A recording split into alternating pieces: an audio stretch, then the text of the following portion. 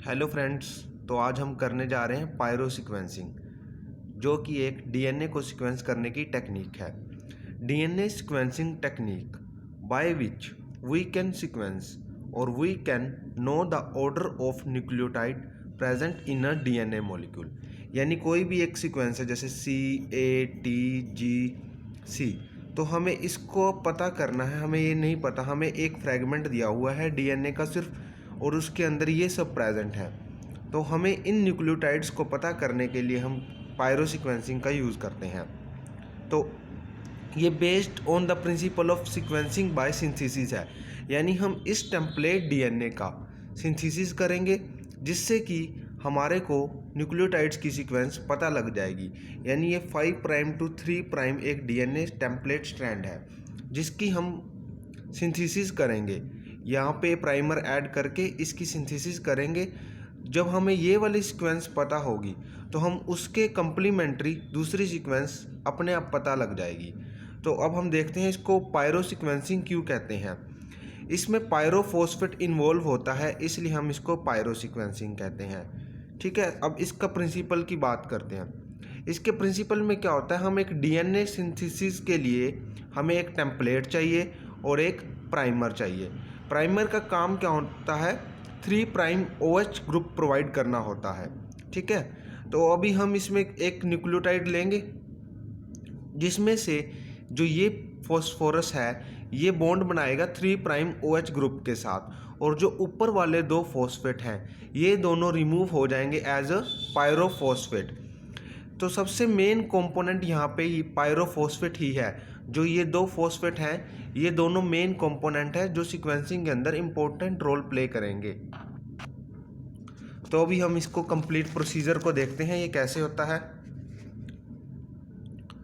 तो हम इसमें एक टेम्पलेट स्ट्रैंड लिया है जिसकी सीक्वेंस हमें नहीं पता, ये सिर्फ हमने राइट की है, बट हमें ये सीक्वेंस एक्चुअली में नहीं पता होती। एक फ्रैगमेंट होता है डीएनए का, तो इसको कहते हैं टेम्पलेट या फिर टारगेट डीएनए, जिसको हमें क्या करना है, सीक्वेंस करना है।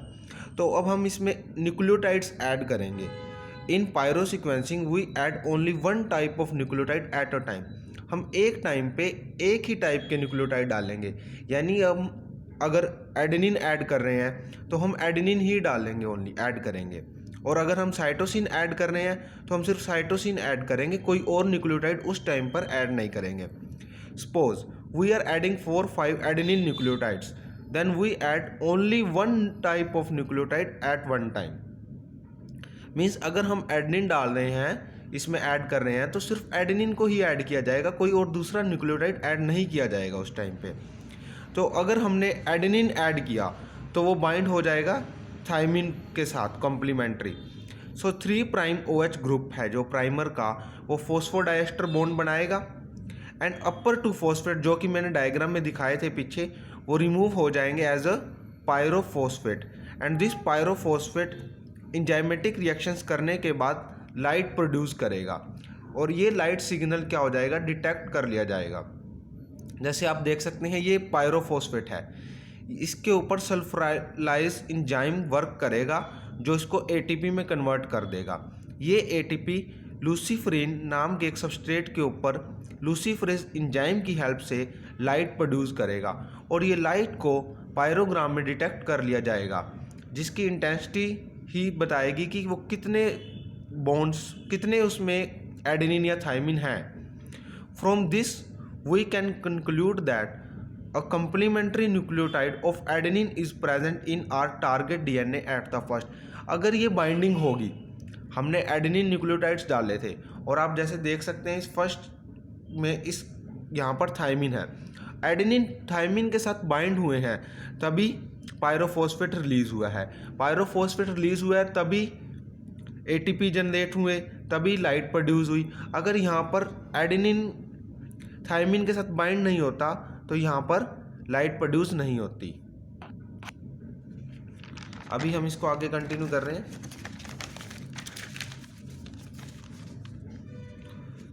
सो फर्स्ट न्यूक्लियोटाइड इज थायमिन। हमने एडेनिन ऐड किया, अगर वो बाइंड हुआ इसका मतलब जो हमारे अननोन सीक्वेंस है वहाँ पर क्या है, थायमिन है, क्योंकि एडेनिन हमेशा थायमिन के साथ बाइंड करता है। In this way, we can sequence all nucleotides present in our DNA. This is the main principle. हम न्यूक्लियोटाइड्स ऐड करते जाएंगे और वो बाइंड हो जाते हैं, तो हमें पता लग जाएगा लाइट के थ्रू। Suppose we add thymine nucleotides only and we know that, हमने पीछे अननोन सीक्वेंस में देखा कि C, we know that C bind with G only. So when we add thymine there is no bonding at second and third position. अगर हम इसमें thiamine add कर रहे हैं और आप देख सकते हो सेकेंड नंबर पर साइटोसिन है, तो सेकेंड और थर्ड पर साइटोसिन है, तो थायमिन तो बाइंड करेगा नहीं साइटोसिन के साथ।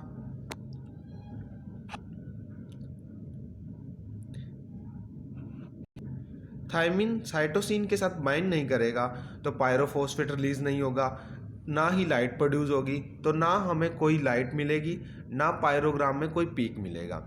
In this way we can sequence complete DNA sequence by adding one type of nucleotide at a particular time.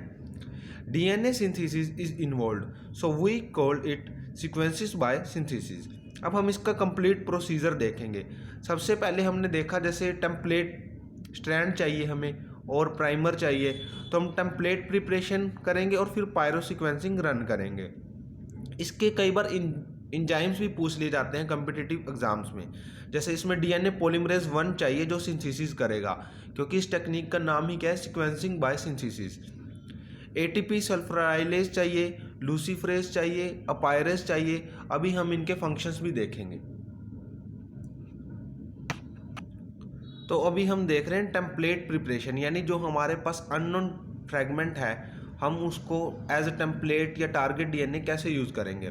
तो इसको करने के दो टाइप होते हैं, एक सॉलिड फेस पीसीआर होता है और एक लिक्विड फेस। तो हम पहले सॉलिड फेस को रीड करते हैं।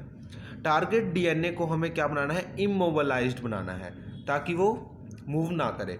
तो हम उसके लिए क्या करते हैं, उसको टारगेट बीड के साथ ऐड कर देते हैं। जैसे हम एक प्राइमर, हमारे पास 2 प्राइमर होंगे, यहाँ पे भी होगा और एक यहाँ पे भी, दोनों फ्रैगमेंट्स का अलग अलग। जब हम इनमें से एक प्राइमर को बायोटिनाइलेटेड कर देंगे, we can so that we can capture the biotinylated fragment, ताकि हम बायोटिनाइलेटेड फ्रैगमेंट को कैप्चर कर सकें। उसको कैप्चर करने के लिए हम स्ट्रेप्टिविडिन कोटेड मैग्नेटिक बीड का यूज़ करते हैं, जो बायोटिन ग्रुप के साथ ऐड हो जाएगी और वो इमोबलाइज बन जाएगी। हमने इसमें ये प्राइमर है, इसके ऊपर बीड ऐड कर दिया है और उसके बाद हमें सिंगल स्ट्रैंडेड डीएनए फ्रैगमेंट चाहिए, तो हम उसके लिए अल्कली सॉल्यूशन डाल देंगे, जिससे कि ये double stranded DNA single stranded DNA में कन्वर्ट हो जाएगा। अब हम उसके बाद सीक्वेंसिंग के लिए, पायरो सीक्वेंसिंग के लिए प्राइमर ऐड करेंगे। अब हमारा ये टेम्पलेट है जो पायरो सीक्वेंसिंग के लिए रेडी है, बट ये कौन से मेथड से किया गया है, सॉलिड फेस से। अभी हम लिक्विड फेस का भी देखेंगे। इसमें जो हमारा टारगेट डीएनए है नॉर्मली प्रेजेंट होता है सॉल्यूशन में, हम इसमें बायोटिनाइलेटेड एंड स्ट्रेप्टिविडिन ये सब चीज़ें नहीं डालते।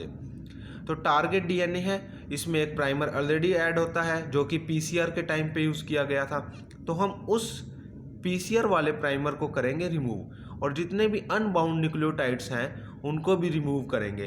तो इसके लिए 2 एंजाइम्स होते हैं, एक अपायरेज और एक एक्सोन्यूक्लियेज 1। अपायरेज का क्या काम है, अनबाउंड न्यूक्लियोटाइड्स को रिमूव करना। अपायरेज का फंक्शन है अनबाउंड न्यूक्लियोटाइड्स को रिमूव करना। एक्सोन्यूक्लियस 1 का वर्क है रिमूव पीसीआर प्राइमर। जो पीसीआर के टाइम पर प्राइमर था, ये आप रेड वाला देख सकते हैं, पीसीआर के टाइम पर जो प्राइमर था उसको एक्सोन्यूक्लियस 1 रिमूव कर देगा, और अपायरेज जितने भी वहाँ पे अनबाउंड न्यूक्लियोटाइड्स थे उनको रिमूव कर देगा। तो अब हमारे पास ये विदाउट पीसीआर प्राइमर रिमूव हो चुका है और डबल स्ट्रैंडेड डीएनए हमें मिल चुका है। अब हम इसमें सीक्वेंसिंग प्राइमर ऐड करेंगे और हीट करेंगे। ये हमने पहले डबल स्ट्रैंडेड डीएनए को सिंगल स्ट्रैंडेड डीएनए में कन्वर्ट किया हीट करके, उसके बाद हमने कूल किया और प्राइमर सीक्वेंसर ऐड किया, जिससे कि हमारे पास जो सीक्वेंसिंग के लिए प्राइमर है वो ऐड हो चुका है और हमारा टेम्पलेट रेडी है फॉर द सीक्वेंसिंग। अभी हम इसको कंटिन्यू कर रहे हैं।